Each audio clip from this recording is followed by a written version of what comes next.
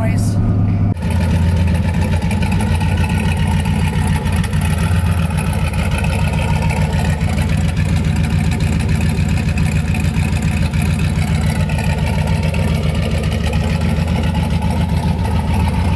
Here's what we got after a warm-up cycle and just driving around the block a little bit. Just spitting out the little hose there. Just have it vented, but it's kind of frothy. So I do have some stuff I want to do today. I'm just going to kind of run it around and stay out of boost. See what we got. I don't know. That's just water. I'm just going to watch for oil and stuff coming out. It does spit a lot of oil, I know, when I get into boost, so I'm just going to stay out of boost, and we're going to pretend that there's nothing wrong with it and use it as a work truck today.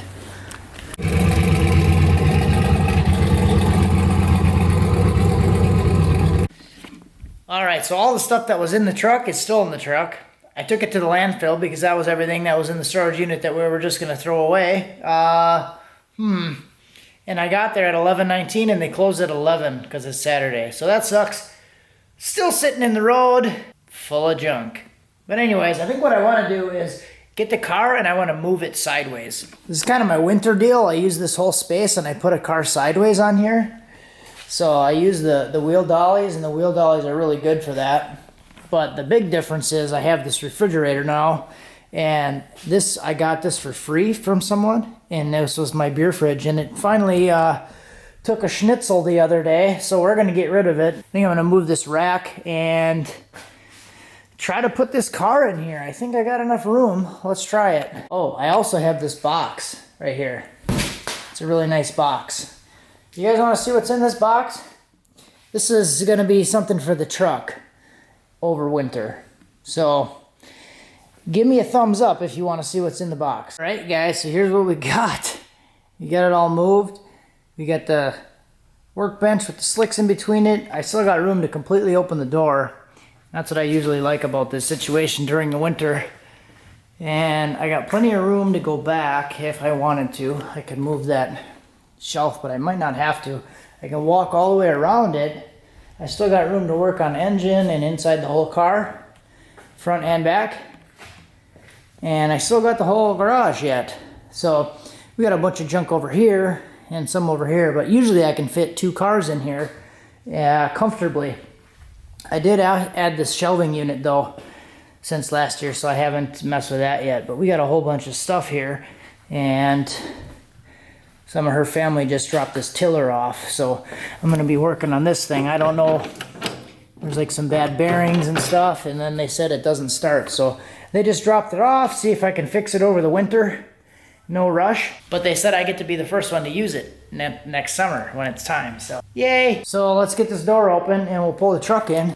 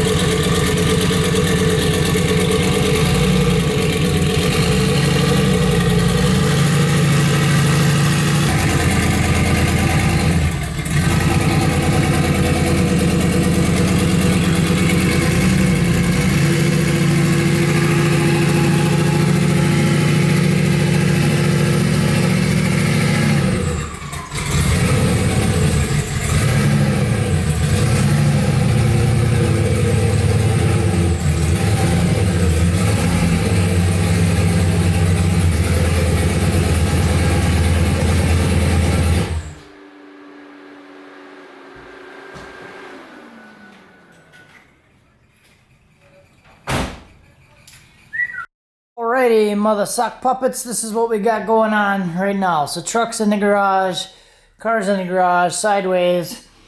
We got room to do things. We still got all the room over here. Slicky McDickerson's over there. They can open the door, both sides. And I still have room even on the back of the truck to walk all the way around the backside. That's because I watch my figure, but I still got some room there. Basically, I'm just not going to hit the door. So I think what I want to do now is I want to do a compression test on the truck. That's part of the reason I brought it in, so I can do a compression test. I haven't done it yet since I brought it home from the track, and it was like, I realized it was actually smoking and doing some weird shit. So I want to do a compression test and just see where it's at. Leave it in the comments which cylinder you think is messed up. Is it number 7? Weird. So let's do it. All right, so when I do this, I usually like to go from back to front.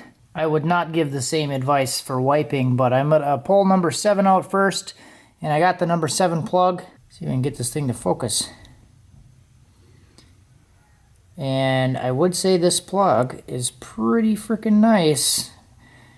Nice black around the little lip here.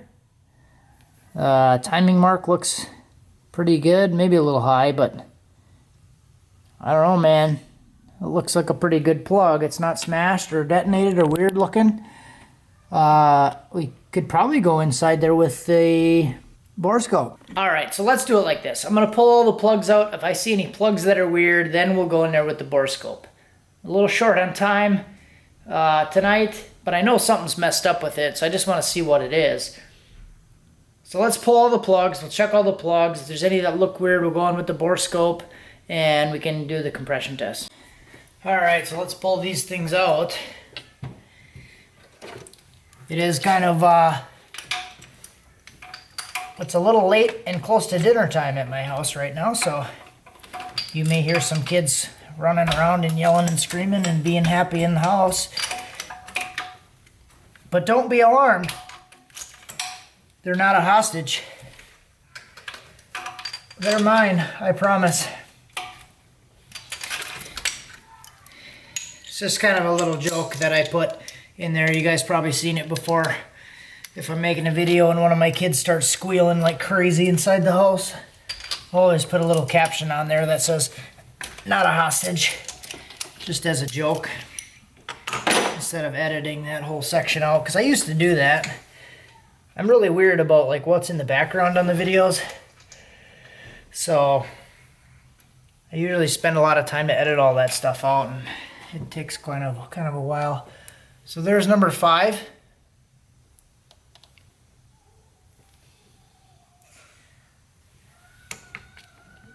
That one looked pretty good.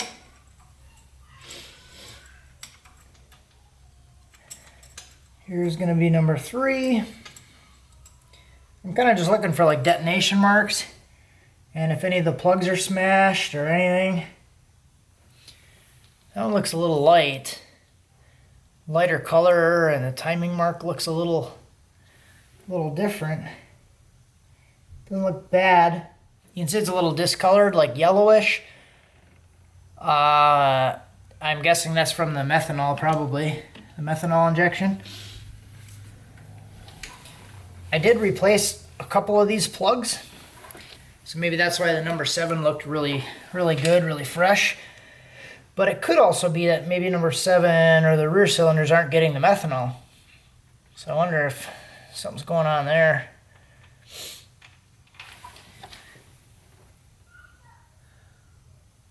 Oh yeah, look at that guy. That's number 1. That is like really black and sooty around the base, and I don't know, timing mark looks a little bit soft. Yeah, I don't know. I think that's a pretty snazzy, good looking plug. So that is 1 through 7, or 1, 3, 5, 7. Those look all okay. All right, so we're gonna do the passenger side.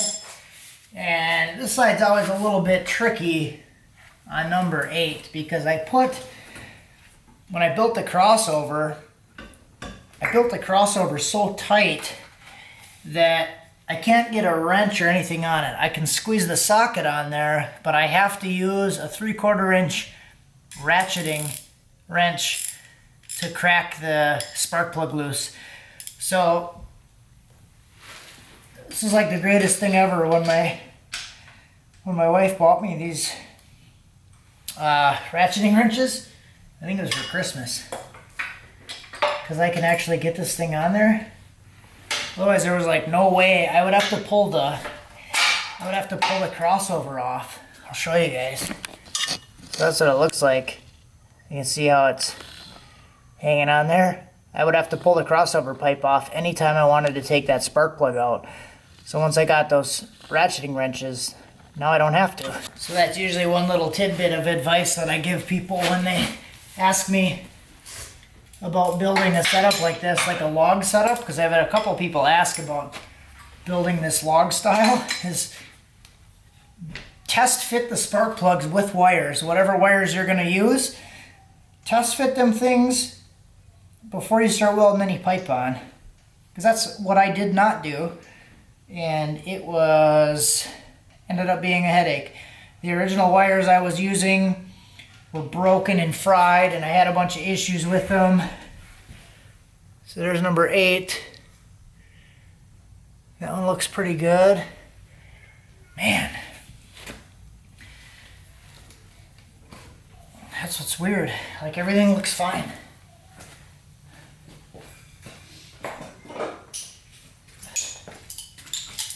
It's like one of those situations where you're like looking forward to finding something wrong. I'm sure you guys get the same way. Where the more you look into it and the more you figure, or the more you see that stuff isn't messed up, you're like, what the hell? I just wish I would find something.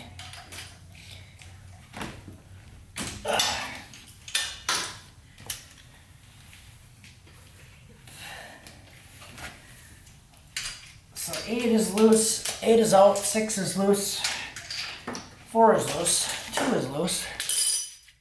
Alright, so we're gonna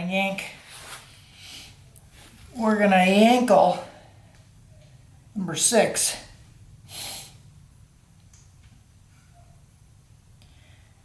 And I guess I'm not really that worried about breaking stuff or hurting stuff, or I'm not really mad about it. Number 6. That one looks pretty good. So if I feel like something isn't right or I'm not happy with it, I'm usually happier or more relieved when I find something wrong than finding out everything is okay. Like if it gets to the point where I'm like looking into stuff because I don't feel like something's right, I'm more relieved when I find something that's broken or bad. It's like, hey, there's a problem, I can fix it.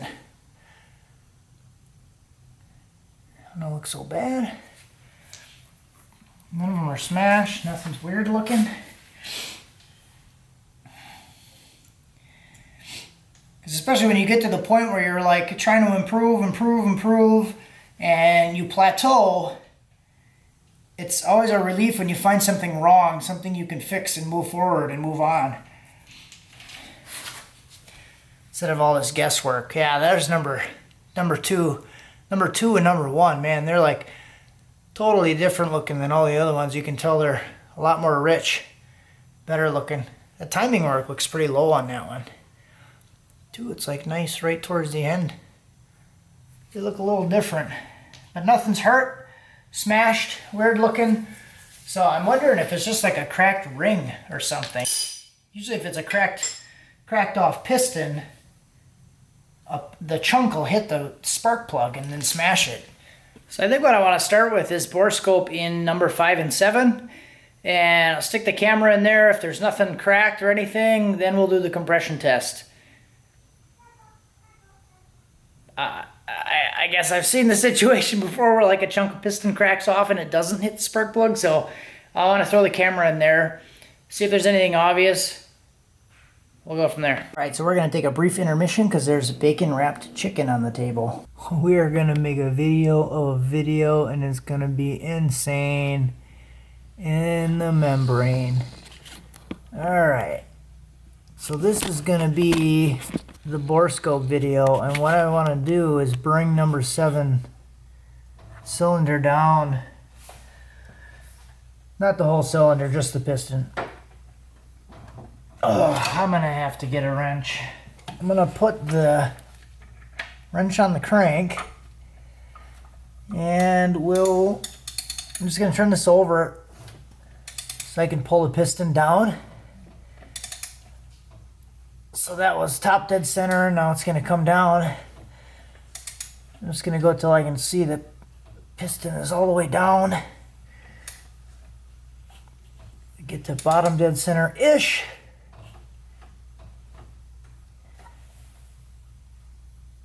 There we go. Now you can see it. That's pretty close to bottom dead center, so I'll move this thing around. Maybe I'll actually just keep it right here so you guys can see what I'm doing, what I'm looking at.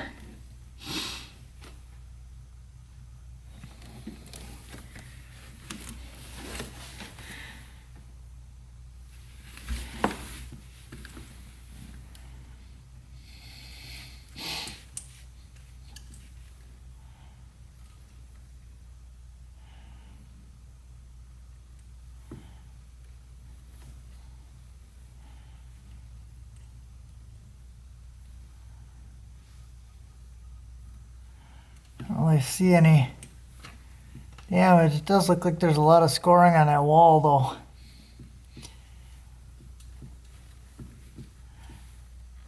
I'll try to get a better angle and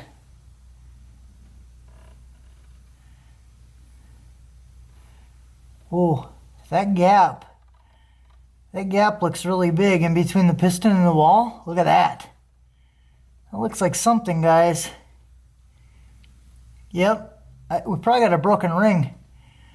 Look at that, how big that gap is. Then there's almost like no gap on the other side. I'm going to try to line this up a little better, and I'll give you guys a better angle. All right, try to get the best video I can for you guys. So this is cylinder number 5. See, there's a nice kind of even gap all the way around the piston. So watch when I swap it over to number 7.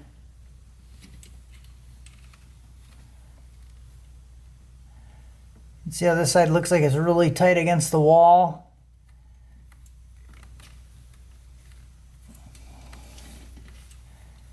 I gotta figure out where to get this thing. This side looks really tight, and then see how this side looks like a really big gap? That side's really tight against the wall. That side's really big. So maybe a broken ring or bent rod or something right there. Could be. That might explain all the scoring that's on this cylinder too, on the wall. See all the scoring on the wall on the tight side. So could be a bent rod. All right, so here's number 7. Let's do the test.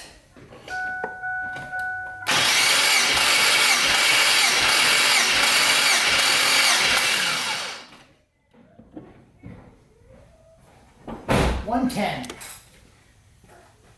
Oh fuck, it was at 160, bro. That's actually pretty good. So we'll move on. See where all the other ones are at. Number 5.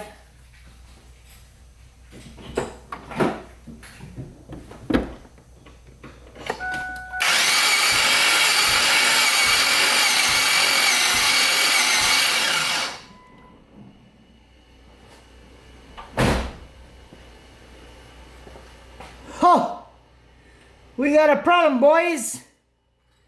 That's funny because when I was doing the check on the with the camera, 5 looked fine and 7 looked like it was messed up, and we have a little bit of compression in there, little tiny bit.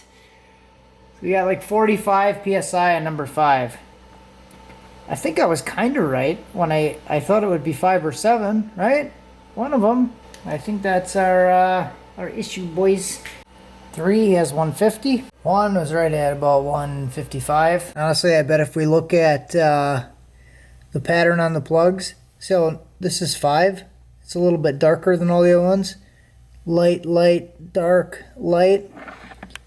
And then if we look at the other plugs, they're all pretty similar. They all have the same color. So I would guess that these will all be okay also. So I just want to add before I run through the rest of these, it was like 45 PSI. That's lower than the compression when it was broken before. The top of the piston was broken off and it was still at like 180 last time I did it and it was broken. So that's kind of funny. Last time I had an issue with it, I broke 5 and 7, and 5 was like 180 and 7 was 120, something like that. One of the two was good on the compression test and one was low on the compression test. So that's how I pulled that head off. But I think that's funny. It looked okay on the Borescope, at least what I saw, and it was at 45. So maybe a cracked second ring land. All right, guys, so here is my final assessment. Something's bad. All right, so we got 160, 150, 60, whatever that number is, 45, 160, 155, 160, 150, and I put HS for honor system because you're just going to have to believe me on this one. I think that that one's good, but I can't fit the tester in there, and I'm not really that motivated today. So based on the plugs, all the plugs look similar except for the number 5, which would make sense if there's low compression, that it's not burning properly and looks a little bit rich. As you can see again, I guess the blur kind of helps point it out a little bit. The number 5 is darker than all the other ones. So I did go in there again with the Borescope, and I looked for a while, and I don't see anything on the top. The piston looks really good on the top, so I'm guessing it's probably like a cracked piston ring or ring-land or something on the piston. Could be a bent valve or a burnt valve or something. I haven't done a leak down test on it yet, but it's definitely something on that side. Minor issue. We'll pull it apart. Yeah, so I've been kind of, what do I do with this truck? So that's what the other box is for. Where's my box? Let's open the box. So I kind of have an idea for this truck, and I talked about it a little bit. Some of you guys probably already know what I want to do. I'm probably going to keep the engine mostly the same. We'll see how that goes. But I want to do something different. I want to put the 4-wheel drive back in this truck. I took it all out. It's a 4-wheel drive truck. I do want to drive the truck in the winter, and I do want to go ice racing. So I feel like putting the 4-wheel drive back in. And the deciding factor on that was I realized that I have manual locking hubs for 4-wheel drive on this. I might have talked about this in a previous video. I had the vacuum locking hubs on these because this truck comes stock with the vacuum locking hubs. And I thought that those were on there the whole time that I had this truck because I sold it. I bought it back. There's a whole story on that. I had it. It was gone for a while, and then I bought it back. And the other guy that had it put the manual hubs on it. And I didn't realize that. And I got rid of all the 4-wheel drive stuff. And then I saw the manual locking hubs, and I was like, I should put all that stuff back in there. So that's what the box is. Okay, so here's the inside. I'm sorry, guys. I know I ruined it for you. I'll put some of the stuff back in there, so it's like an unboxing.